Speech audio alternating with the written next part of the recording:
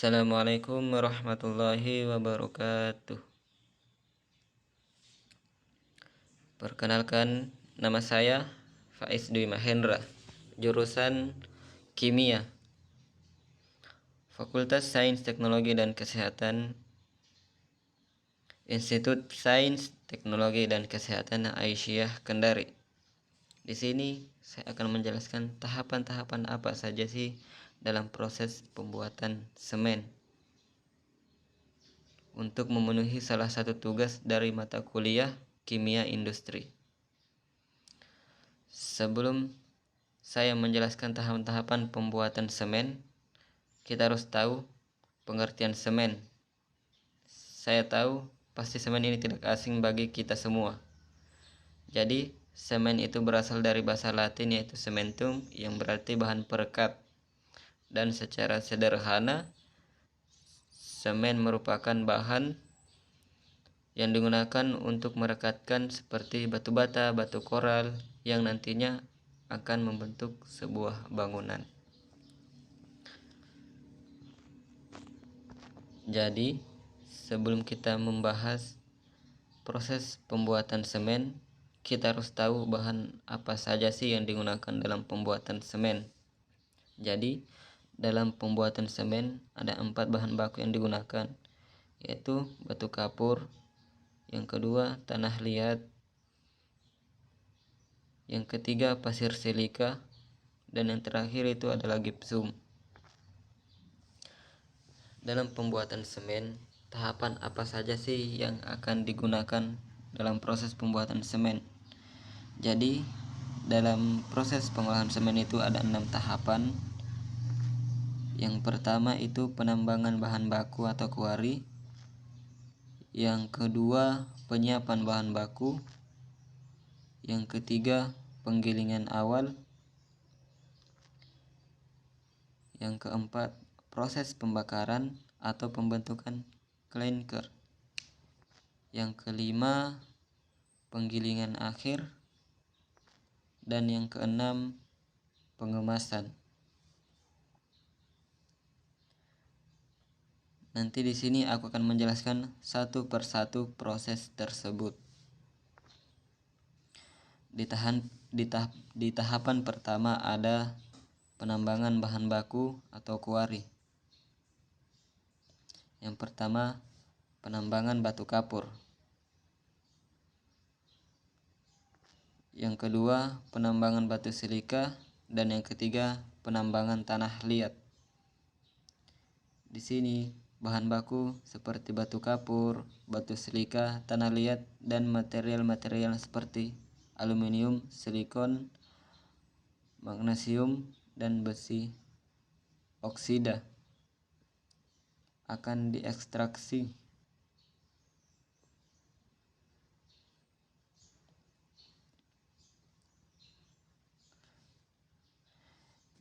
Di penambangan batu kapur ini itu membuang lapisan atas tanah dan dilakukan pengeboran membuat lubang dengan tempat peledakan blasting dengan teknik electrical detonation.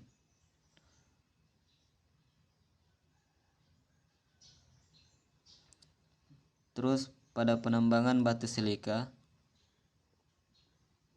penambangan dilakukan dengan pendorongan batu silika menggunakan dozer ke tepi tebing dan jatuh di loading area. Pada penambangan batu silika ini tidak dilakukan pengeboman seperti halnya pada penambangan batu kapur.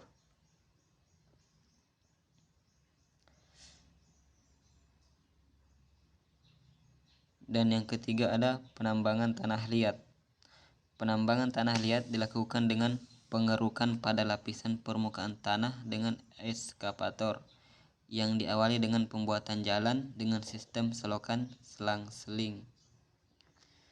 Pada tahapan kedua ada penyiapan bahan baku. Jadi, bahan baku berupa batu kapur dan tanah liat akan dihancurkan untuk memperkecil ukuran agar mudah pada proses penggilingan.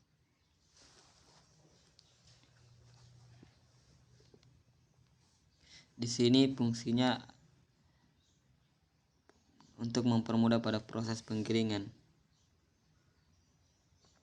Yang kedua, alat yang digunakan untuk menghancurkan batu kapur dinamakan crusher, dan alat yang digunakan untuk menghancurkan tanah liat dinamakan clay cutter.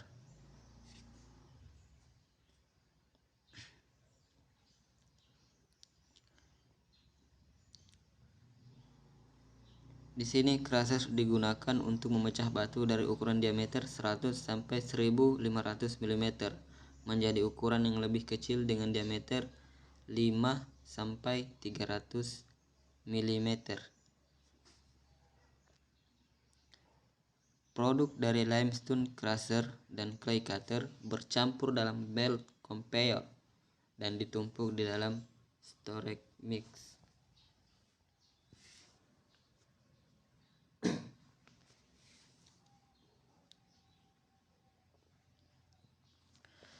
Nah, di storage mix ini akan terjadi proses pra-homogenisasi.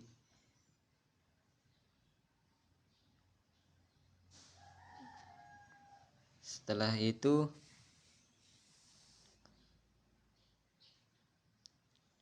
material akan mengalami proses pra-homogenisasi dengan pembuatan mix pile. Di tahapan ketiga ini ada namanya penggilingan awal.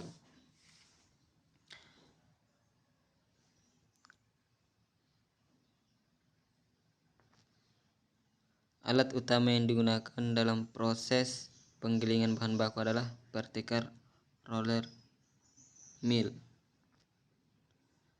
Penggilingan dilakukan dalam raw mill dengan menambahkan sejumlah air, kemudian dengan slurry dengan kadar 34 sampai 38%.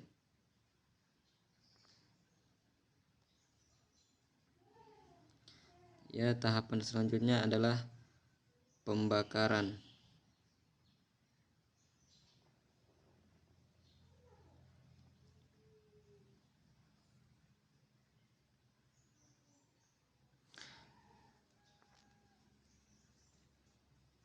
Pembakaran atau pembentukan clinker terjadi di dalam kiln.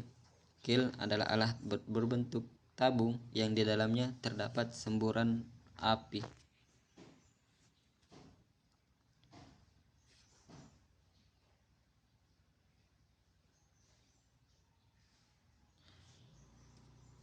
Pada proses pembakaran ada tahapan-tahapannya lagi, yaitu pertama pengeringan slurry, terus pemanasan awal, terus kalsinasi, terus pemijaran, dan terakhir pendinginan.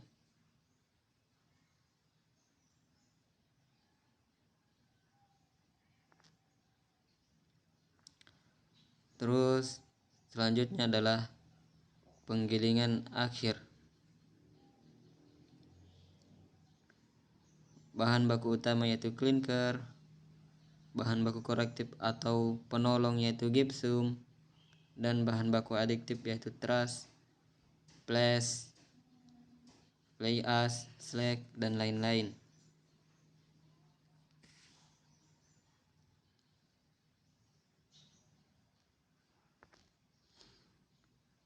Bahan-bahan baku ini digiling secara bersama-sama menggunakan clinker dengan 3-5% gypsum natural atau sintetis dengan beberapa jenis adiktif, pozolan, slag, dan batu kapur yang ditambahkan dalam jumlah tertentu selama memenuhi kualitas dan spesifikasi semen yang dipersyaratkan.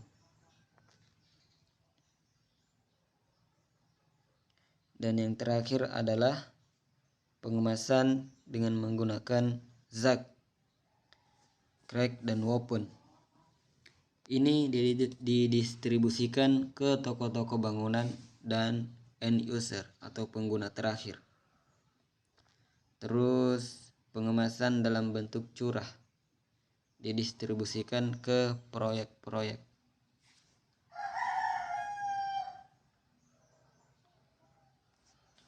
Oke, terima kasih. Mungkin cuma itu saja yang bisa saya sampaikan.